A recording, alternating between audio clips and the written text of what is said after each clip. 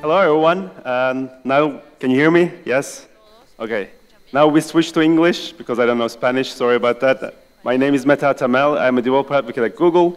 I'm based in London. It's first time for me in Montevideo, first time in Uruguay, and it's great to be here. Today we're going to talk about Google Home, powered by containers, machine learning, and .NET. That's a lot of words. But basically, it's about how do you connect a Google Assistant application running on Google Home to the cloud, and what kind of things you can do. That's the point of the talk, and that's what I'm going to talk about. If you want the slides, I have my Twitter account here. I will post my slides there, so you feel free to follow me. And the application that I'm going to show is already open source. It's already on GitHub, so that's the GitHub link. You can take a look at the code, and you can also, there's also a README that tells you how to set up the application yourself as well. So feel free to do that. First, I really care about the feedback that you might have about my talk. So I was told that there's an application to provide feedback. So please, after my talk, take some time to provide feedback if you can, because I really appreciate it. And the other thing is that I'm doing a tour of South America, going to a number of countries. And as I go, I try to understand the developers in South America. So what languages they use, whether they run in the cloud, or whether they are running on Google Cloud or not. So there's a survey. I would appreciate if you can fill it, just 5 questions. And if you fill the survey, I have some stickers at the end of the talk. Feel free to come and get them as well. So, all right. So what we're going to talk about is Google Home powered by Google Cloud. And I just want to give you the background of how this idea came about. Anyone here has a Google Home device? A few people. So this stuff that I'm going to talk about, it's not really Google Home specific. Any device that has Google Assistant enabled, like your phone or Google Home or any other device, can actually work with this application. I got a Google Home device last Christmas because that's when Google Home arrived to London. And I started using it as a consumer, and I really liked it because I could sit on my couch and say, how is the weather in London? And it would tell me the weather. And I would say, how is my day? And it will talk about my calendar. So I really enjoyed using it. But as a software engineer, the first thing that came into my mind after a couple of days is that, how can I make this thing do what I want? Can I program it, right? So that's when I started looking into how to program Google Home devices.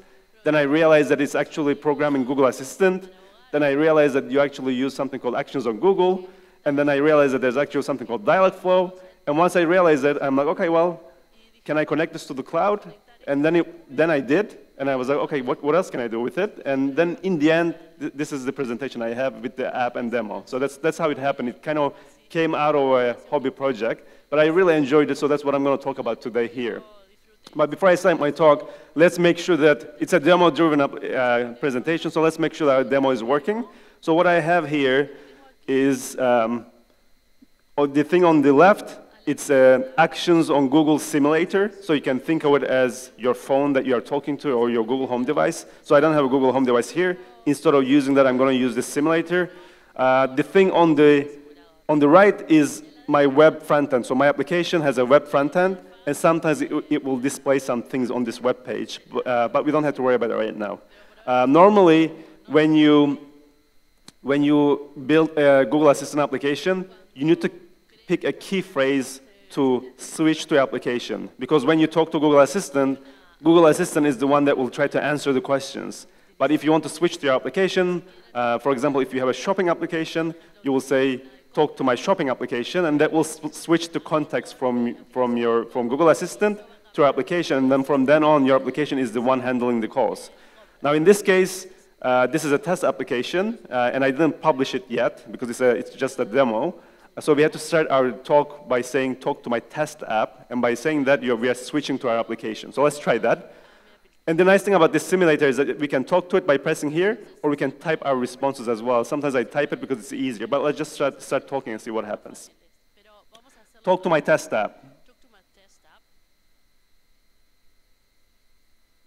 Sure, here's the test version of my test app. Hello from Google Home meets .NET Containers app.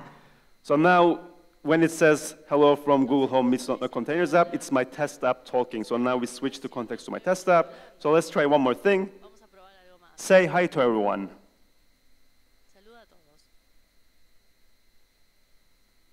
Hello everyone. It's great to be here at .NET conference in Montevideo. Okay, so it's working. That's a good sign. So we know that our application is working. So just to talk about briefly what our architecture looks like. So in a nutshell, this is kind of the architecture of the application. First, you talk to a Google Home device or your phone or any device that has Google Assistant enabled. Your voice goes to Google Assistant. Google Assistant decides whether it's something it should answer or whether it's something it should pass on to some other application. So for example, if you ask about weather, Google Assistant has that information, so it will answer with the weather information. But if we already switch to our application and say, talk to my test app and greet everyone, then it will go to our application. The way to write assistant applications in Google is using something called Actions on Google, so this thing. But as you can see, I am using something else called Dialogflow. Dialogflow, it's a framework that wraps Actions on Google, and I chose to use that instead of just using Actions on Google, and I'm going to explain why that's the case. But either way, the request goes from Assistant to Dialogflow, and then Dialogflow does the same thing. It says, is this something I can answer directly? And if so, it will answer. If not, then it can make a request to some endpoint. And this request has to be HTTPS, so it has to be an HTTPS endpoint. But this HTTPS endpoint can live anywhere. It can live in Google Cloud, it can live on AWS, Azure, or anywhere that can understand HTTPS. So the Dialogflow will send the request to this endpoint, and then in our case, we are running on Google Cloud. We have an ASP.NET Core application. Any C# developers here, by the way? Yeah, okay, so you guys will know what I'm talking about. So it's an ASP.NET Core application running on Linux, by the way, which is unheard of. Which was unheard of like 5 years ago. You couldn't even think about it. But it's basically C# running on Linux, and it's managed by App Engine. So that's the base endpoint that will handle our Dialogflow requests. Then we did some integration with Google technologies. So we integrated with Google Search to search for some images. We integrated with Vision API to analyze the images using machine learning. We integrated with BigQuery to get some data into our application.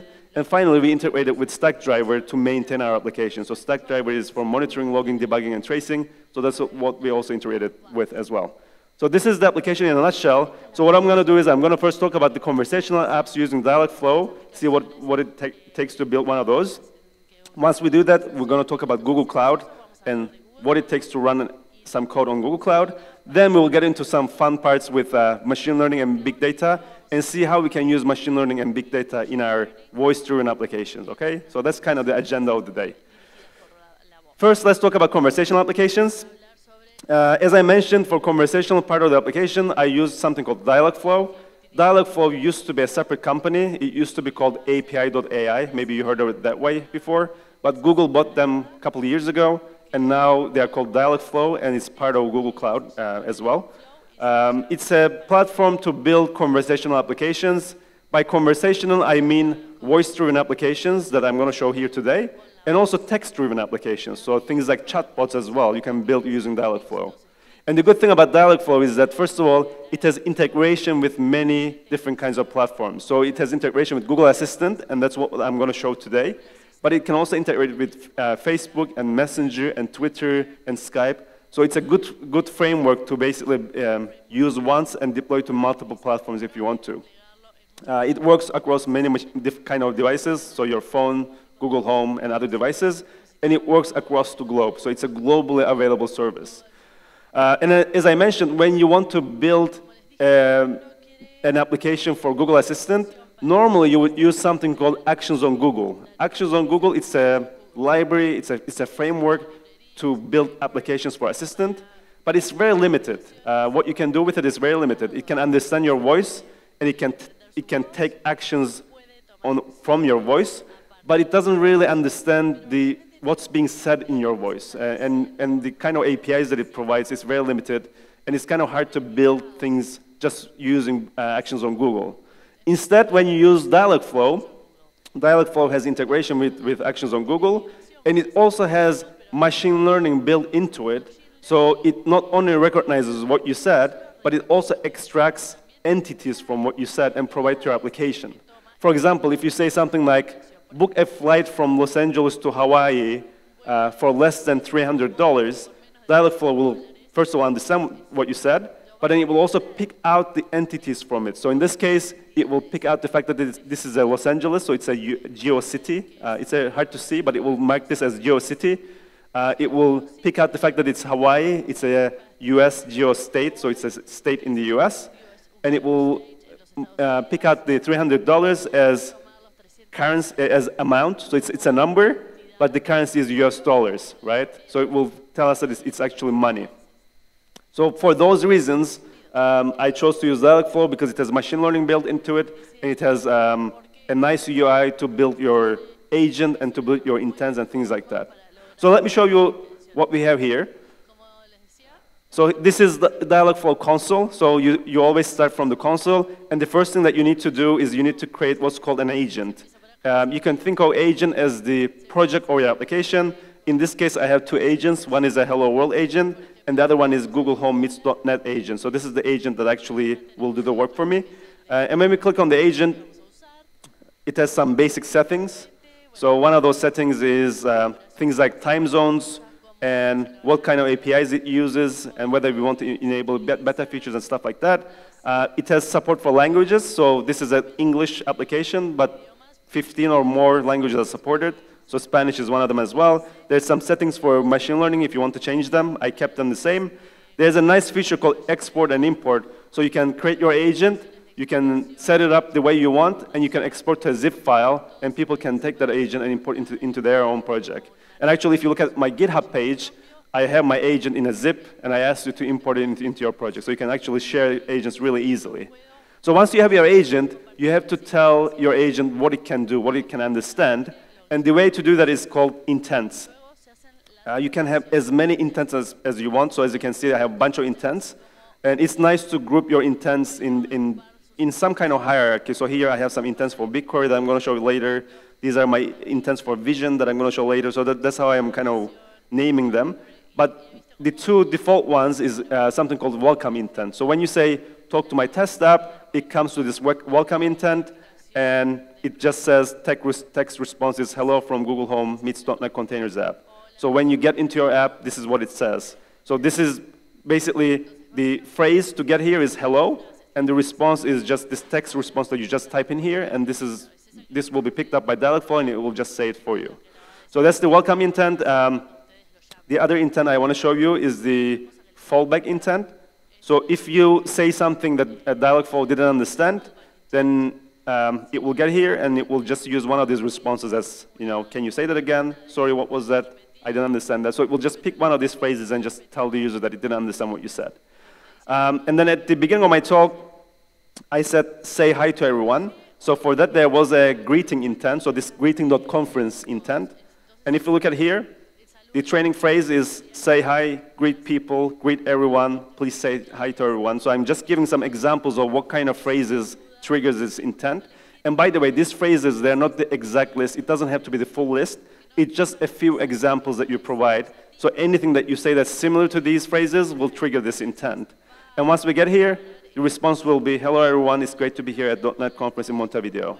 So as you can see, it's very easy to say, this is my intent, this is what triggers my intent, and then this is what you should say if you get into this intent. And there you go, Dialogflow handles the rest for you.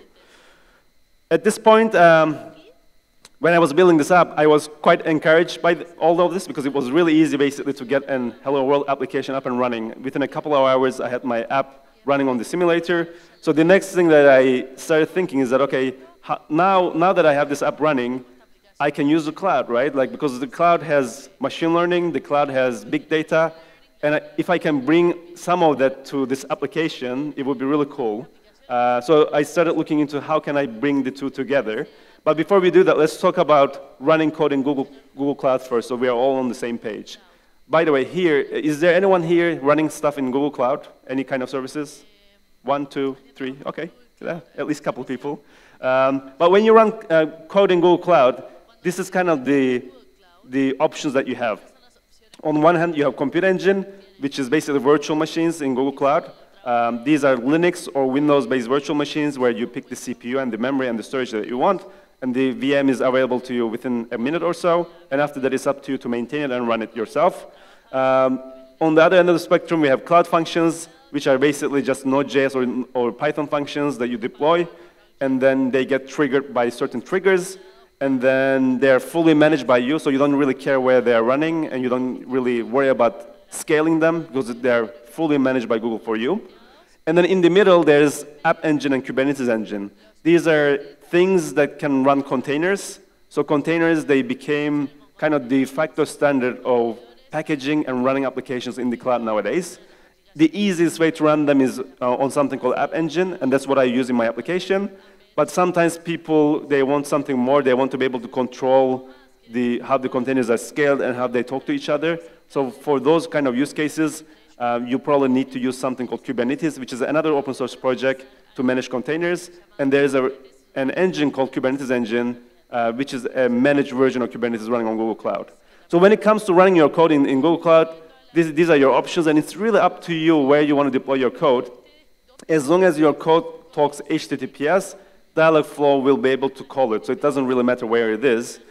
In our case, we chose App Engine because we wanted to run containers, and it's the easiest way to do it. So that's what we did here. So let me show you how this works. We can actually ask our application where it is running, and let's see what kind of response we get. So this is, by the way, my ASP.NET web frontend that we'll use once in a while. But let me just ask now where it is running. Where are you running? I'm always running on this device. So now what happened is that when my application is idle, it drops out to Google Assistant, and now Google Assistant is the one answering. So that's why it says I'm always running on this device. Now I have to go back to my application, and to do that, I need to say talk to my test app. Okay, let's get the test version of my test app. And now I'm going to type this. Hello from Where are you running? Now it's going to be my app. running on Google App Engine. Project ID is homemeets.net containers. All right, so when we said, where are you running? Now the request went to Assistant. Assistant said, okay, I'm in this application that's running on Dialogflow. It went to Dialogflow. Dialogflow said, okay, is this something I can answer? No, it's not. I need to make a call to somewhere. So it made the HTTPS call to Google Cloud. And Google Cloud had an intent handler that looked at the request and said, okay, let me make an API call to see where I'm running. And then it got the information that it's running on the App Engine, and the project ID is this, and returned a response back to Dialogflow. So we basically made the connection to the cloud, got a little information back, and displayed in our web page, and also made Assistant say it. To show you how this works in Dialogflow and in the code, first we need to look at the intent. So in one of these intents, there's something called platform.describe. So this is the intent that will handle phrases like what platform are you running on, where are you executing, things like that. And then the response, as you can see, is empty because it's not something that Dialogflow can answer directly. Instead, there's this fulfillment place, and then in here there's a check that says enable webhook call for this intent. So what this says is that don't bother answering this, just make a webhook call that I defined. And where do we define this webhook call? It's defined under fulfillment. And if you look at here, there's a URL. This URL is the App Engine, my App Engine application's URL. And this conversation is the endpoint that will handle the request from Dialogflow. And that's it. From this point on, it's our code that will handle it. By the way, if you are a Node.js developer, you can actually write this function, this handler, right in the browser in Node.js, and then hit save, and this will deploy a cloud functions in Google Cloud, and it will handle the request from Dialogflow as well. You can do it that way as well. I didn't do it that way because I have many intent handlers, and I want to use C#, so I developed them locally, and I deployed them to App Engine myself. But this is also an option as well. So if you look at the code, this code is on GitHub. I just want to give you a quick overview of the code. First, I have a conversation controller. This is the main controller that will handle the request from Dialogflow, and it will get the HTTP request, and it will pass it on something called Dialogflow app. Dialogflow app is the main class that will handle the request. So if you look at Dialogflow app, it has an handle request method that gets the HTTP request, and then what we are doing is that we are extracting something called webhook request out of it. So we look at the body of the HTTP request, that has the Dialogflow request, and we extract that out. And once we have the webhook request, what we do is we look at the session ID. So every request has a session ID that identifies the user. So we either get a conversation or create a new conversation. So if it's a new user, we create a conversation for that user. If it's an existing user, we get the existing conversation. But either way, we get a conversation object. And then once we have the conversation object, we have an handle async method. So this now gets a webhook request. So now we are dealing with Dialogflow requests. And from there, we get the intent name. So which intent triggered this request? And then with that intent name, we find a handler, right? So we need to find a handler for each intent. You can look at the code for handler. The code is here. But basically, what happens is that every class that I have on the server that's a handler, there's a tag at the top that has the intent name. So I will show you one. This platform describe. So this is the handler for when I say, where are you running? Oh, sorry. So this is the platform describe handler. And then you will realize that at the top, there's an intent tag that has platform.describe. This name matches the name of the intent in Dialogflow.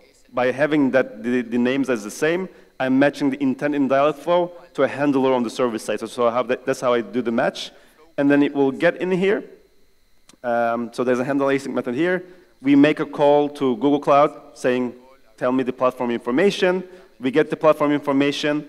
And then I do two things. First, I do Dialogflow app show. This updates the web page with the platform information.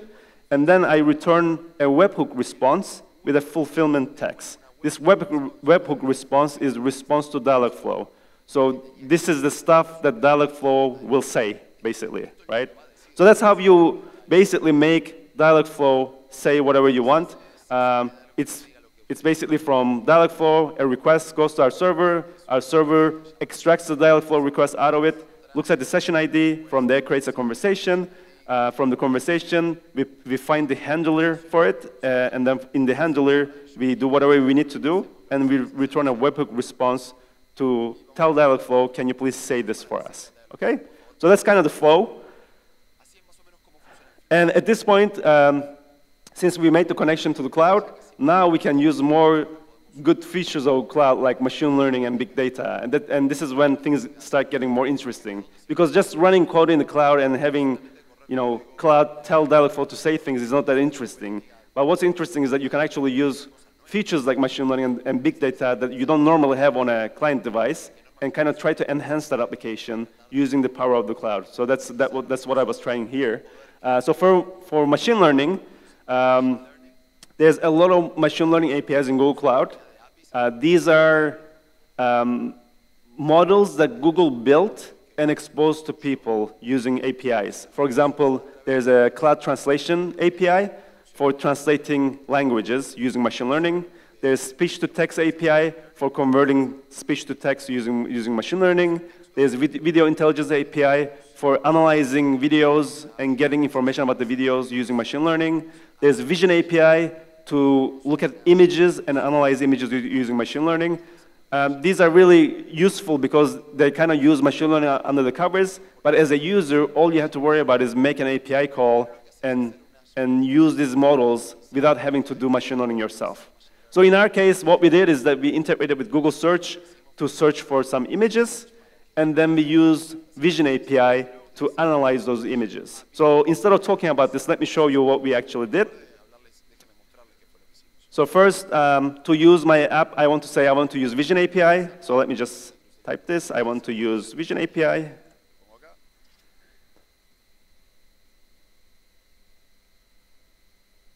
I think it dropped out of my application again. Maybe. Here's what I found. The first result is from Google. So I'll say talk to my test app. Sorry, but it drops out when I wait too long. Sure. Here's the test version of my test app. Hello from Google Home. Okay, you can ask Vision API to search for images first. What do you want to search for? So when I say I want to use Vision API, it's telling me that, okay, now you can search for images. What do you want to search for? Since we are in Montevideo, let's search for images of Montevideo. Search for images of Montevideo.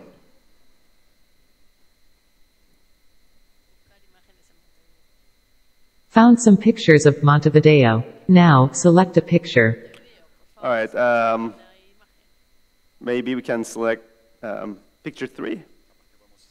So we use Google Custom Search, by the way, to get these images. Select picture 3. Picture 3 selected. You can describe, show landmarks, or ask whether the image is safe.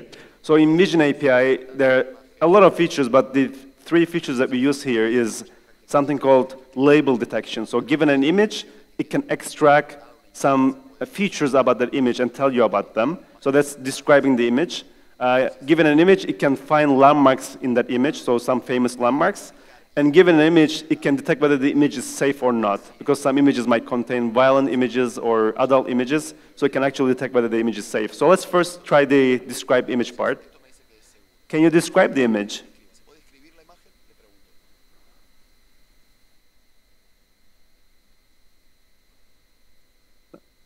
This picture is labeled architecture, building, and real estate.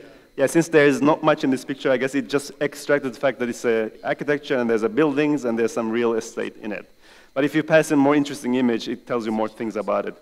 We can also ask, is there a landmark in this picture? It didn't. Let's see. This picture is labeled architecture, building, and real estate. Let's ask about the safety. Is the image safe?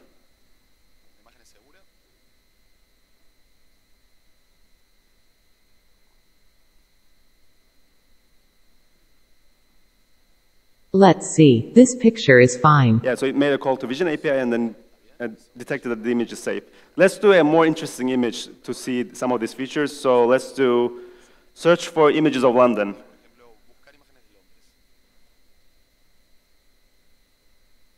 Found some pictures of London. Now, select a picture. Select picture 1.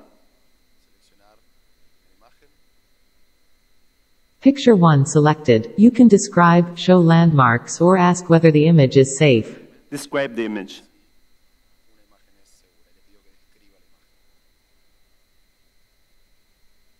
This picture is labeled city, cityscape, landmark, tourist attraction, urban area, skyline, bridge, metropolis, Ferris wheel, and metropolitan area. So as you can see from the picture, it picked up the fact that it's a there's some tourist attractions and skylines and things like that, which is useful. And let's see if it's going to recognize some of these landmarks here. Is there a landmark in this picture?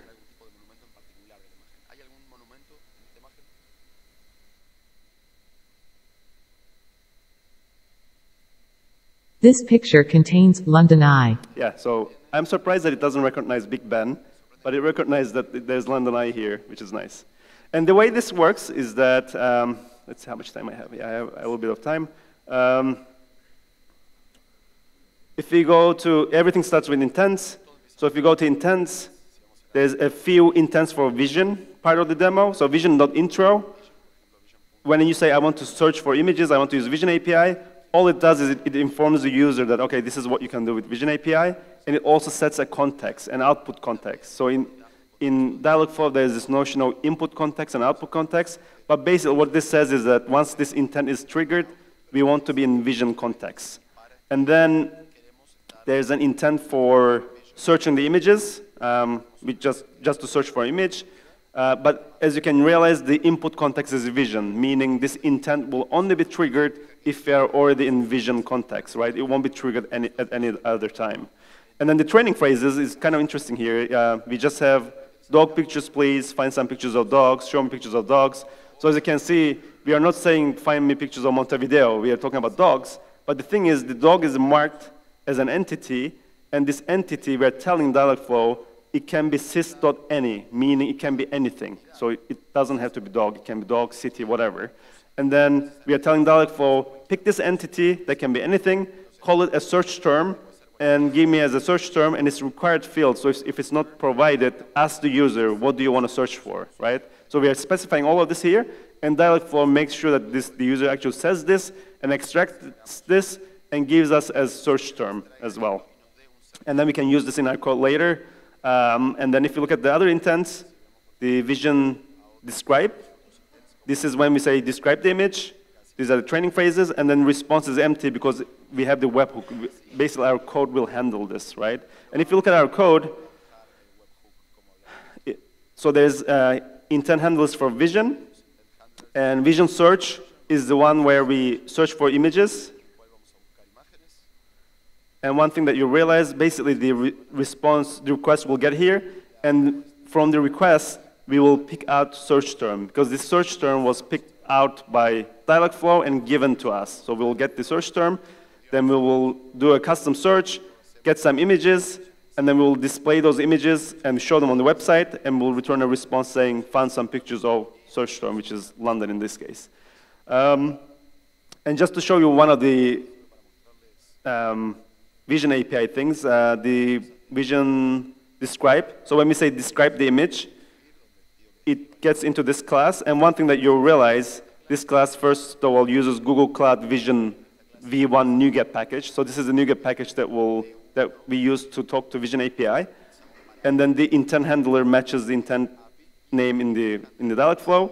And in here, we get the request, and then we create a Vision client. So this is the client we will use to talk to Vision API.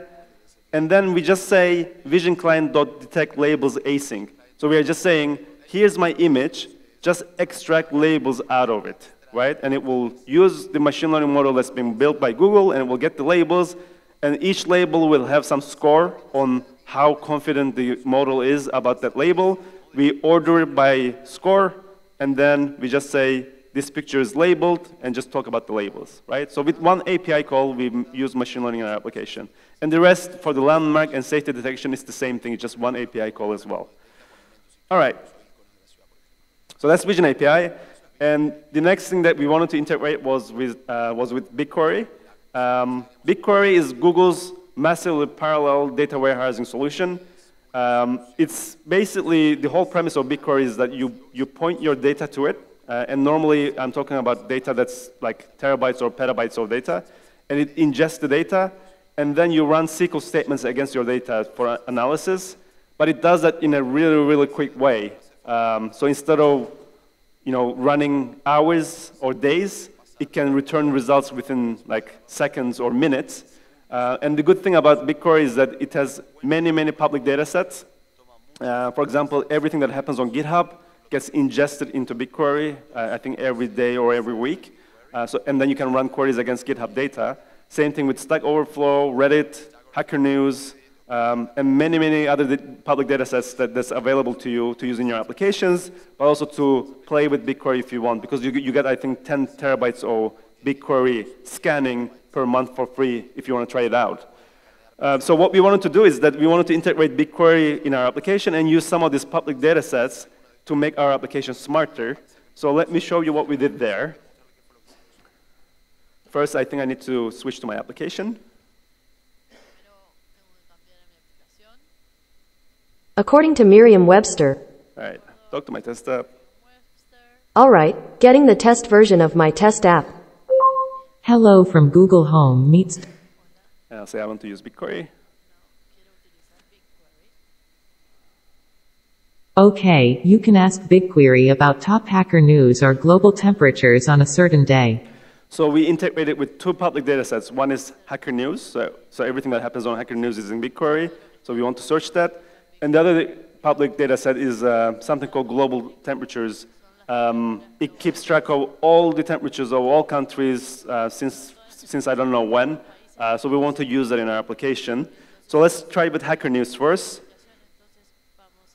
What was top hacker news on May 1st, 2016?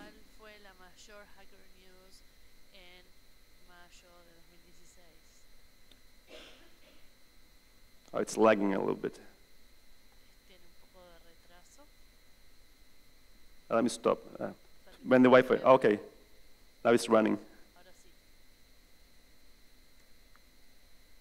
Sorry, what was that? All right, let's try again. Maybe I'll type this time. What was top hack. Scanned Oh, didn't work. 714 Okay. megabytes in 5.9 seconds. The top title on Hacker News was titled, What Happened to Google Maps?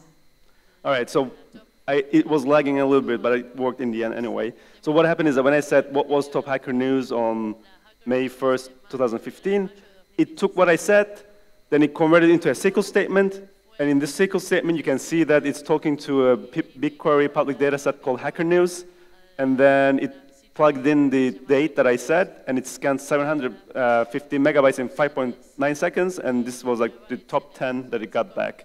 So this ran all live, which is nice. So you can use this kind of stuff in your applications to bring data into your applications. We can try the global temperatures as well. So I can say, what was the hottest temperature in Uruguay in 2017? Any guesses? So now the SQL statement is a little bit more complicated. Scanned 5,294 megabytes in 3.3 seconds. The hottest temperature in Uruguay in the year 2017 was 38.8 degrees Celsius at the Cerro Largo monitoring station. Yeah, so this used another public data set to get that information. And I'm originally from Cyprus. It's a small island in the Mediterranean. So let's see how hot it gets there. Or let's say how cold it gets there. What was the coldest temperature in Cyprus in 2017?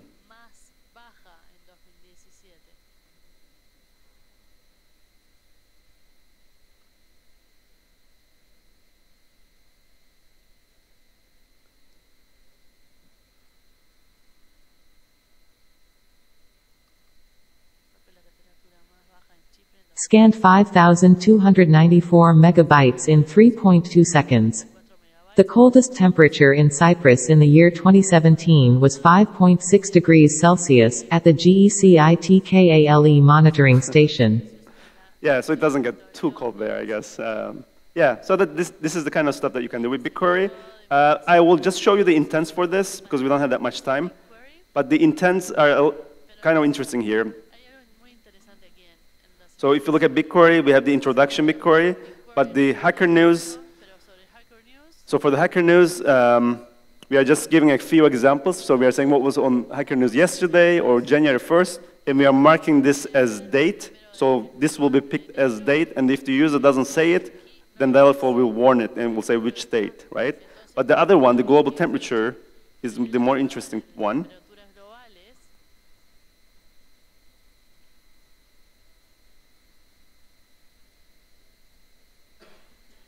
All right, if it opens up. So here, we are not giving too many examples, but the example is, it says, in 2015, what was the hottest temperature in France? Or in France, what was the lowest temperature in 2015? So we're giving a few examples, but as you can see, we have 3 entities. The first one is an entity that's sys geo-country code, meaning it has to be a country. So you can't just say what was the hottest temperature in Montevideo, for example, because it's not a country. And Dialogflow will make sure that the user says the country. And this will be picked up, and it will be passed to us as country. The other one is the date. And then the third one, the hottest or the coldest, it's a custom entity that we define. We call this entity hottest or coldest. And if you look at it here, under entities, these are your custom entities. And this one has coldest or hottest, and it has some variations as well. So it has lowest or highest as well. So that's how you can define your custom entities and make sure that the user provides them for you. Okay? And the code, I won't show it because it's on GitHub and we don't have that much time left. But if you're interested, you can look at the code on GitHub and ask me questions, feel free. And the last part of the talk, in the last 5 minutes, I want to talk about Stackdriver. So all this is fun, you know, like you can run code, you can use big data and machine learning, but in the end, you have to actually maintain the application. And for that, Google has something called Stackdriver, which works against Google Cloud, but it also works against AWS as well. And it has logging and debugging and error reporting and tracing. So we did integrate our application with Stackdriver, and to integrate it, we had to do a couple of things. First, if you look at program.cs, when I start my application, I say use Google Diagnostics and provide my project ID and service name and the version. So this kind of enables like logging, tracing, things like that. And then this is a containerized application. When I start my application, instead of saying .NET and pointing to the DLL, I'm doing this start debugger.sh. So this starts the Stackdriver debugger so that I can do live debugging on my application. So by having these two things, I can have the full Stackdriver enabled in my application. And then what I can do is, this is Google Cloud Console. So this is where my application is deployed. And if I look at under Stackdriver, for example, let's look at error reporting. All the errors that I throw from my application that's not caught is logged here. So I can see that I have my application has a lot of timeout exceptions. This is an exception that was thrown from my application yesterday, because when I say throw an exception in my application, it throws an exception. And you can see how many times it happened, and you can see the stack trace. So this is very useful, and if there's an issue attached to it, you can attach an issue to it. You can even make people, make this to call people or send an email to people, things like that. So it's useful for error reporting. The other useful thing is tracing. So all the HTTP calls in our application, they are traced, and we can see where the time is being spent in our application. So in our app, there's a long polling endpoint, and there's a conversation endpoint that Dialogflow calls. So if you click on the conversation endpoint, it's a little hard to see, but you can see how long the times are being taken. There's supposed to be more. Yeah, so when I click on one of them, I can see that there's a call to conversation that calls the Dialogflow app class, that calls the conversation class, and that calls BigQuery, right? So I can see the full trace of what's being called and how long the time is being spent. So it's useful for debugging and seeing performance issues as well. But for me, the most useful part is debugging. So if you have a production issue, if you have an issue that happens in production, you can use Stackdriver debugging, which kind of is amazing for me, because anyone who did production level debugging knows how hard it is. If something you cannot reproduce locally, and if it only happens like in the cloud or somewhere else, then it becomes really difficult to debug, because you have to instrument your code, you have to run some analysis, get some logs. If it doesn't solve your issue, you have to re-instrument your code, deploy it again. So it's like this whole cycle that goes on and on. But in Stackdriver debugger, what you can do, it's a little bit slow with the Wi-Fi, but you can basically point to your source code. So I'm pointing to my source code on GitHub, and then this is my source code, and then Vision Search is the handler that gets called when I search for images.